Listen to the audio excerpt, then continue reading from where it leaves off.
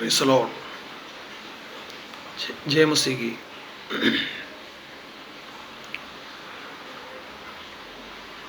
आप सभी को हमारे प्रभु यीशु मसीह के पवित्र नाम से स्वागत करता हूँ।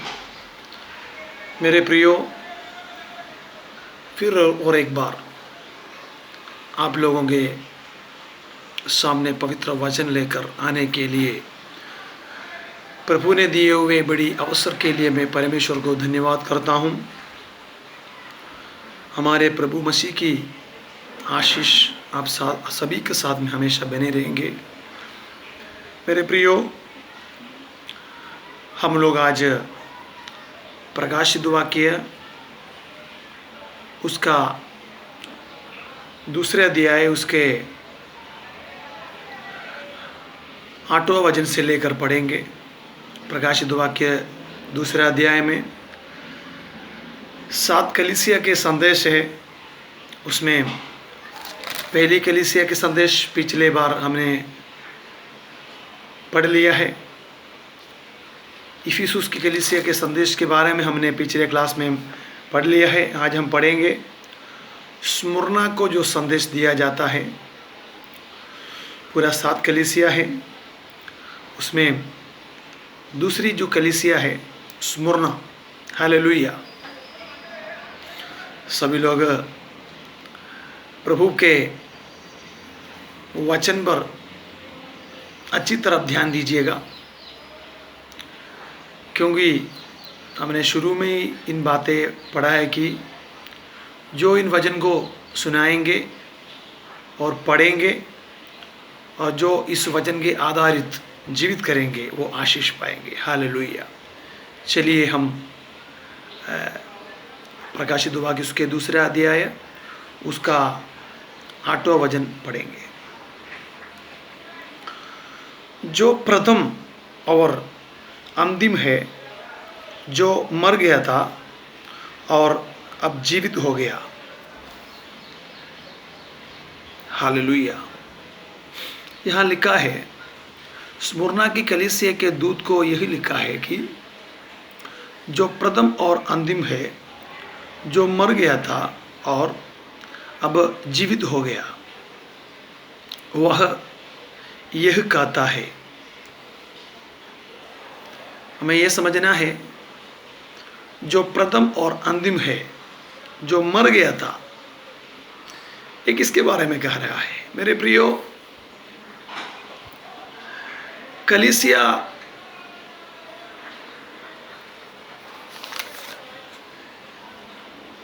हम लोग पिछले क्लास में पढ़ लिया है।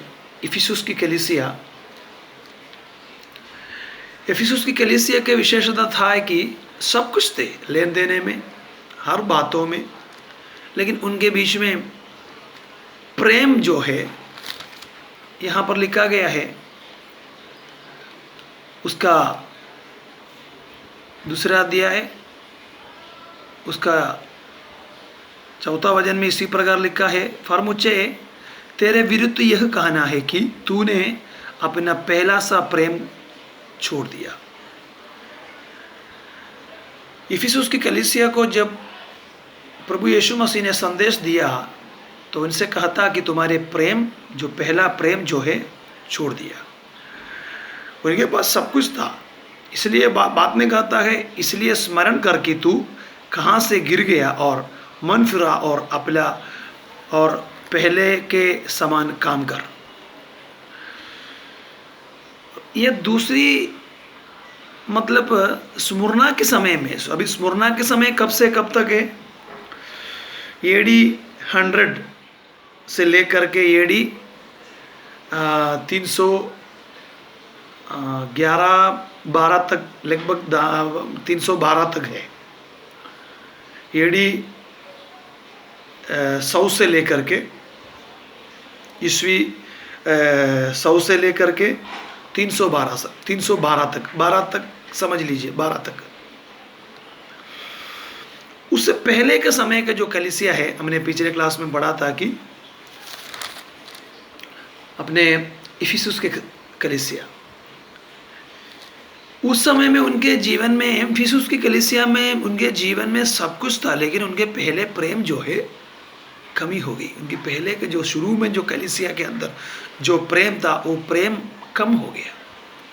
इसलिए यहाँ पर दूसरी कलीसिया जब AD 100 से लेके AD 312 तक जो कलीसिया था, स्मुरना के कलीसिया के समय, उनसे कहता है जो प्रथम और अंतिम है, जो मर गया था और अब जीवित हो गई। मतलब तो मर गया था। कई लोग सोचता होगा जो मर गया किसके बारे में कहता है। मेरे प्रियो, हमारे प्रभु यीशु मसीह को मारा गया था लेकिन जी उठा। लेकिन यहाँ कलीसिया के बारे में कह रहा है। कलीसिया का जीवन में जो कुछ होता है वो प्रभु के जीवन में हो रहा है।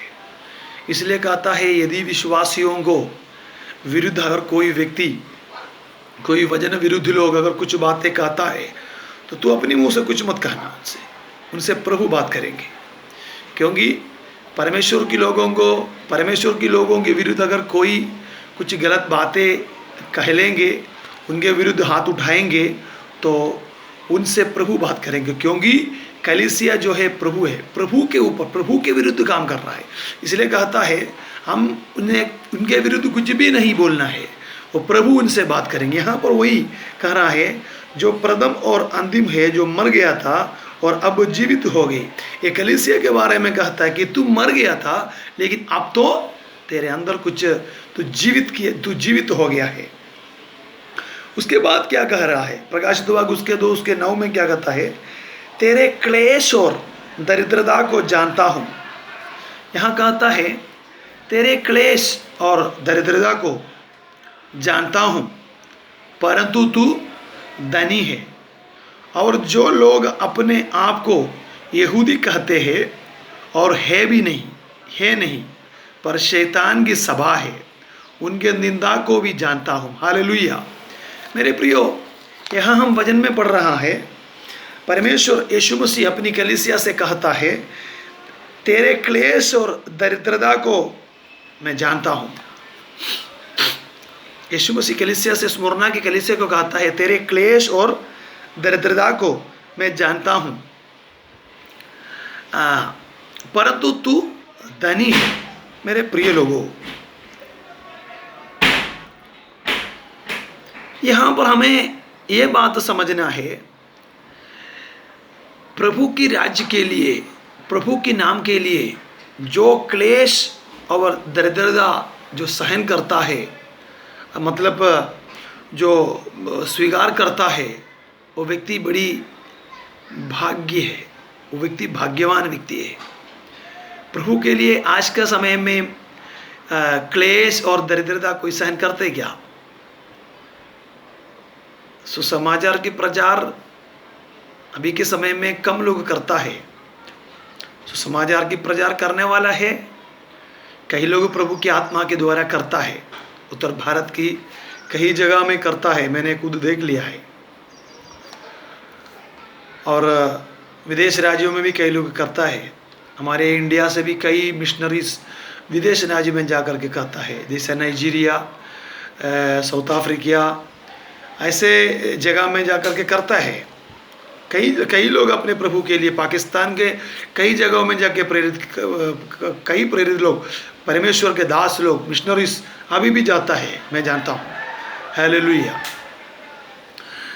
मेरे प्रियो, प्रभु की ओर से मैं आपसे यही कहना चाहता हूँ, प्रभु की राज्य के लिए क्लेश और दरिद्रता स्वीकार करना, सहन करना, वो बड़ी भाग्य है।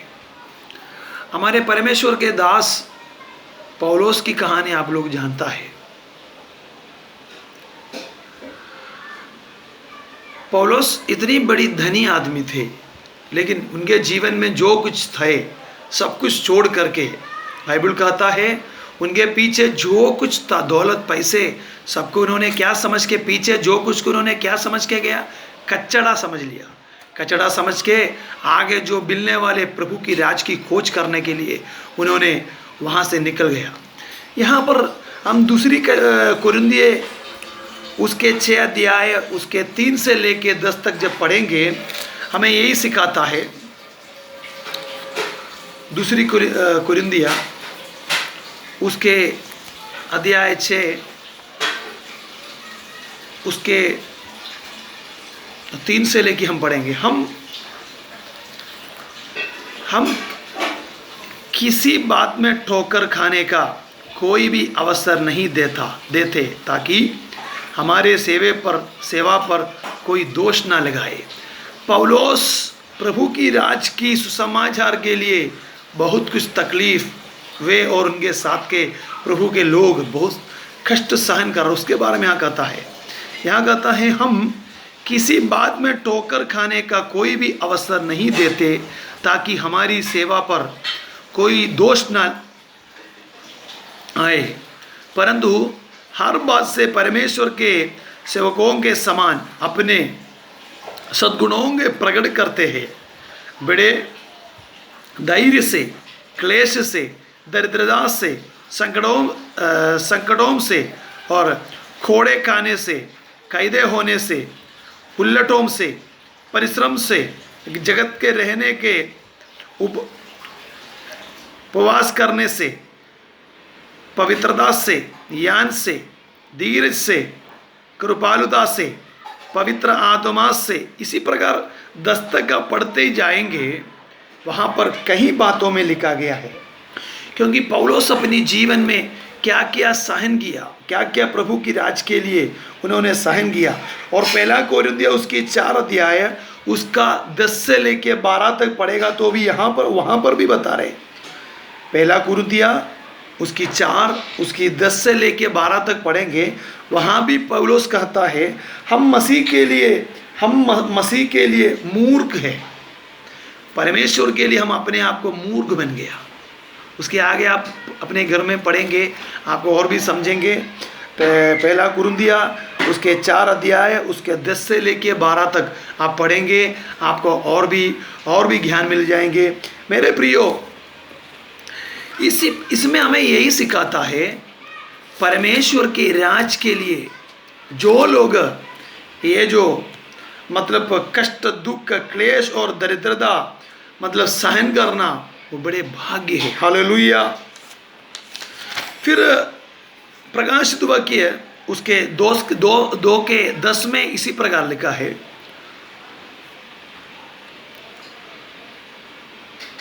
और तुम्हें 10 दिन तक क्लेश उठाना होगा, प्राण देने तक विश्वासी रह तो मैं तुझे जीवन का मुकुट देगा। हालेलुया। यहाँ पर लिखा है जो दुख तुझको झेलना होगा, जो दुख तुझको झेलना होगा उनसे मत डर, क्योंकि देखो शैतान तुम में से कुछ को जेल खाने में डालने पर ताकि तुम फरके जाओ और तुम्हें उस दिन तक क्लेश उठाना होगा। हालेलुया। ये अपने प्रकाशित वाक्य उसके 2 अध्याय उसके 10वां वचन हम जब पढ़ा है उसमें लिखा है जो दुख तुझको झेलना होगा। हालेलुया। इसका मतलब यहाँ लिखा है तुम्हें 10 दिन तक क्लेश उठाना होगा, जो दुख तुझे झेलना होगा। यहाँ पर फिर लिखा है उनसे तू डरना नहीं। फिर क्या है, क्योंकि देखो शैतान तुम में से कुछ को मतलब कुछ लोगों को जेल खाने में डालने पर है ताकि तुम फरके जाओ और तुम्हें 10 दिन तक क्लेश उठाना होगा। हालेलुया। 10 दिन तक तुम्हें क्लेश उठाना होगा, क्लेश तुम्हें 10 दिन तक सहन करना होगा। आप लोग जानता है दानियल की पुस्तक में भी इसी प्रकार वचन है। दानियल की पुस्तक उसकी पहला अध्याय उसकी 12 वचन में भी इसी प्रकार लिखा गया है। दानियल की पुस्तक हम देखेंगे जरा।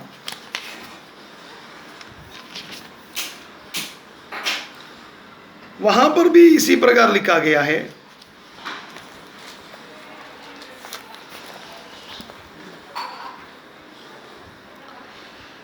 दानियल की पुस्तक उसके पहला अध्याय उसकी 12 में, मैं तुझसे विनती करता हूँ कि अपने दासों को 10 दिन तक जांच, हमारे खाने के लिए सकपात और पीने के लिए पानी ही दिया जाए। और उसके बाद अलग अगला वचन में लिखा है, फिर 10 दिन के बाद हमारे मुंह और जो जवान राजाओं के भोजन खाते हैं उनके मुंह को देख, और जैसा ही तुझे देख पड़े उसी के अनुसार अपने दासों से व्यवहार करना। हालेलुया। मेरे प्रियो, दानियल के समय में भी ये जो नेबुकदनेस्सर के राजसभा में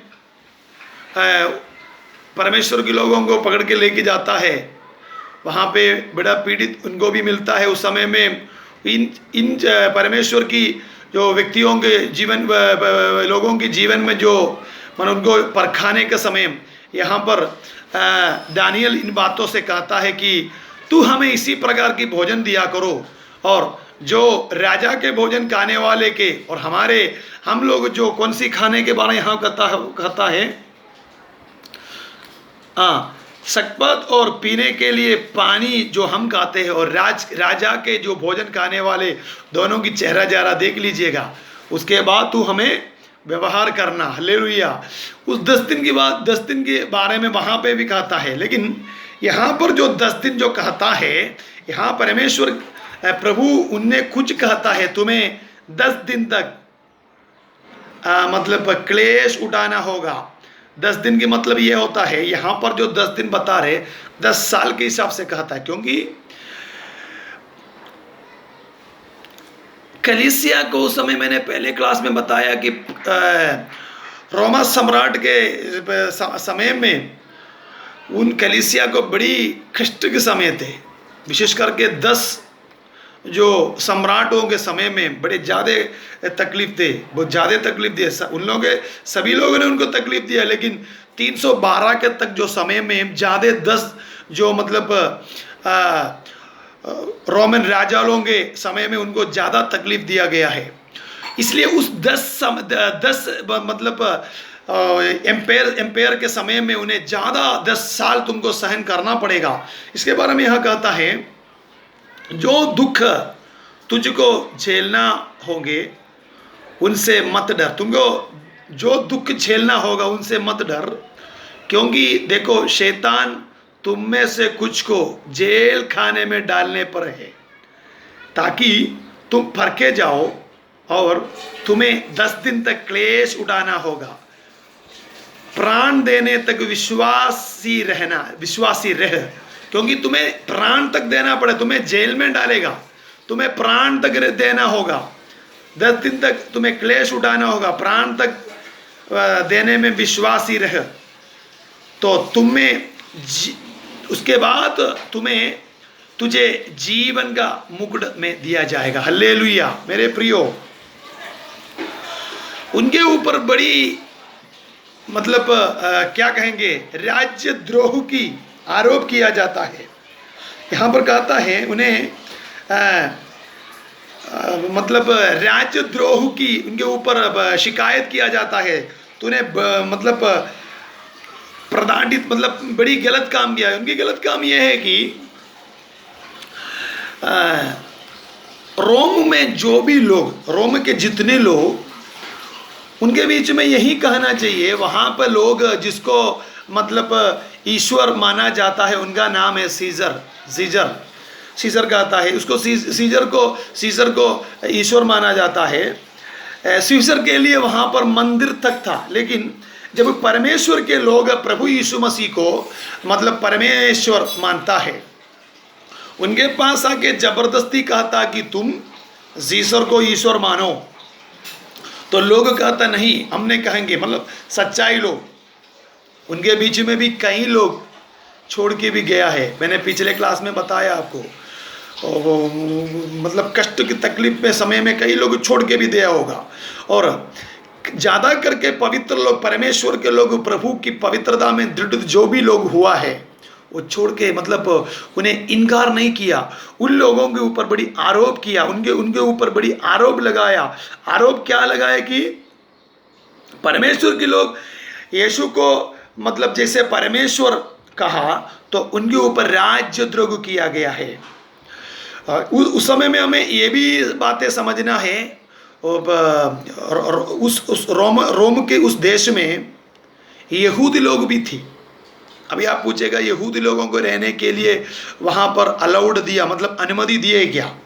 यस, यहूदी धर्म के लिए वहाँ पर अनुमति थी, यहूदी लोगों के लिए वहाँ पर अनुमति थी। यहूदियों से, लेकिन यहूदी लोगों को अनुमति रोम एम्पेयर ने दिया, लेकिन वहाँ पे यहूदी लोगों के अंदर के नियम ये थे कि यहूदी धर्म से लेकर मसीही में कोई जाना नहीं चाहिए। यहूदी लोगों के अंदर नियम थे। यहूदी लोगों के अंदर के भी एक नियम उन्होंने बनाया, हमारे बीच में से भी कोई मसीही में नहीं जाना चाहिए। वहाँ के देशवासी लोग भी, देश निवासी हो भी, मसीह में अगर जो भी लोग आया उनके ऊपर आरोप लगा रहे। कौन? रोमन एम्बेस ने, उस समय की जो अधिकारी ने। उसी के साथ में यहूदी लोगों को वहाँ पर अपनी धर्म, यहूदियों की धर्म को वहाँ पर रहने का अनुमति थी, लेकिन यहूदी लोगों के अंदर की नियम यह है कि हमारे धर्म से कोई मसीह में नहीं जाना चाहिए। और इसलिए परमेश्वर ने की जगह में यही कहता है, प्रभु यहाँ कहते कि जो यहाँ पर उसके कहता है, एक जगह पे यही कहता है कि वो शैतान की सभा है।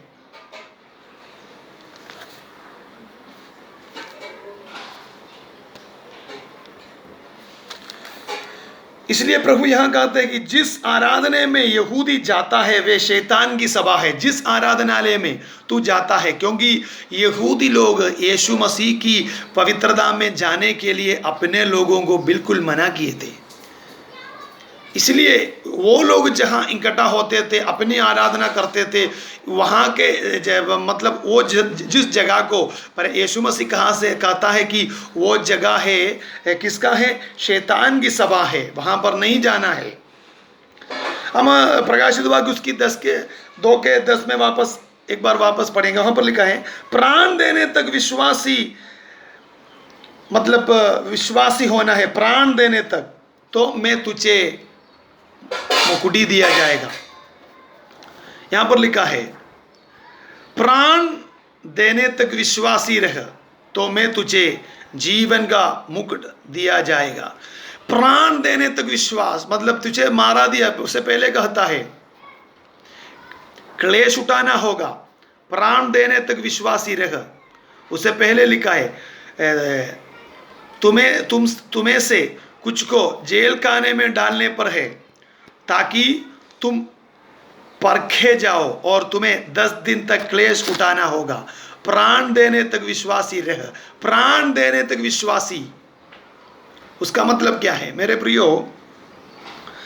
जब हम स्मुरना कलीसिया की इतिहास, हिस्ट्री जब पढ़ेंगे, वह हमें एकदम स्पष्ट बताता है स्मुरना सभा की, कलीसिया की जो प्राचीन, मेरे कहने का मतलब प्राचीन की मतलब वहाँ के जो senior pastor, yes senior pastor, वहाँ के जो प्राचीन, जो वहाँ स्मुरना कलीसिया के जो सीनियर पास्टर, वो स्मुरना कलीसिया की हिस्ट्री आप पढ़ेंगे, उसके बारे में अगर आप इतिहास को अगर जांचेंगे, वहाँ पर जो प्राचीन था, सीनियर पास्टर था, उनका नाम है पोलीकार्पस। उनको एडी 155 में, मतलब ईस्वी 155 में का हिस्ट्री, मतलब उनकी इतिहास में कहा था कि उनको जला दिया गया, उनको जला के मार डाल दिया। पोलीकार्पस को इसलिए मार डाल दिया, वो यीशु मसीह की भक्त थे। मतलब यदि उनसे मतलब ढूंढने लगा, पोलीकार्पस वहाँ के स्मुरना कलीसिया की प्राचीनता सीनियर पास्टर था, एडी 155 में उनको जला दिया गया। यदि आप पॉलीकार्पस के इतिहास को अध्ययन करता है, अगर आप जांचेंगे, उनके बारे में इसी प्रकार लिखा है हिस्ट्री में, सुसमाचार की खातिर उस समय के रोमन सम्राट को पॉलीकार्पस को मारने के लिए फैसला किया। सुसमाचार की खातिर, सुसमाचार बहुत प्रचार करते थे, इस कारण से उन्हें मार डालने के लिए रोमन सम्राट ने मतलब वहाँ पर फैसला किया। उनके शिष्यों को भी बहुत पीड़ा दिया, उन्हें मारना पीटना शुरू कर दिया, परेशान किया, बहुत को मार डाल दिया। जब उत्पीड़न, बहुत रीति की कष्ट दुख ज़्यादा देने के बाद पॉलीकार्पस जहाँ रहते थे उस जगह को दिखा दिया, क्योंकि चेलों को बहुत रीति से कष्ट तकलीफ उठाना देना शुरू कर दिया, कई को मार दिया। समय में लोग तकलीफ ज़्यादा हो गए तो सहन नहीं कर पाए। उन्होंने बताया कि हमारे मतलब प्राचीन हमारे सीनियर पास्टर जो पॉलीकार्पस कहाँ है, उनको मालूम पड़ने के बाद अंत में उनको पकड़ा गया, पॉलीकार्पस को पकड़ा, जो जगह में वो रहते थे वहाँ जाकर उनको पकड़ा गया। उसको पकड़ के लेके आने के बाद उनसे एक ही सवाल पूछा कि तू यीशु मसीह को इनकार करेगा क्या और सीसर को ईश्वर मानेगा क्या? एक ही बार। तो उन्होंने अपनी मुंह से एक ही बात बोला। यहाँ पर स्पष्ट लिखा गया उनकी इतिहास में, मेरे परमेश्वर ने मुझे 86 साल तक कोई नुकसान नहीं दिया। उन्होंने अपने मुंह से शब्द निकाला, मेरे परमेश्वर ने मुझे 86 साल 86 ईयर मुझे कोई धोखा नहीं दिया, मुझे ना कोई तकलीफ नहीं दिया, और उन्होंने मुझे किसी भी प्रकार की नुकसान नहीं पहुंचाया। प्रभु जिन्होंने मुझे बचाया, वो मेरे परमेश्वर को मैं कैसे इनकार करेंगे? और उन लोगों ने उन्हें पकड़ा और उन्होंने उन लोगों से, दुश्मनों को एक ही बार कहा, मुझे 1 घंटा प्रार्थना के लिए दे दीजिए। उनकी इतिहास में लिखा गया है, कहा रहा कि 1 घंटा मुझे प्रार्थना के लिए समय दे दीजिए।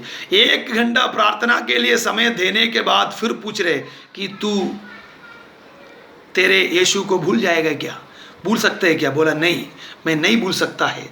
तब उन्होंने कहा कि इसलिए वे उससे ले गया और उसके आँख में जला दिया। उसके बाद उन्हें पकड़ के लेके गया और आग में जला दिया। उस समय आग में जलाने के बाद जलाने के समय कहानी इसी प्रकार भी है, यहूदी लोग उनको जलाने की लकड़ी, मारने के लिए लकड़ी को एक जमा करके यहूदी ने दे दिया। जलाऊ लकड़ी को इंखड़ा की किसने? यहूदी लोग ने उनके लिए लकड़ी जमा करके दे दिया।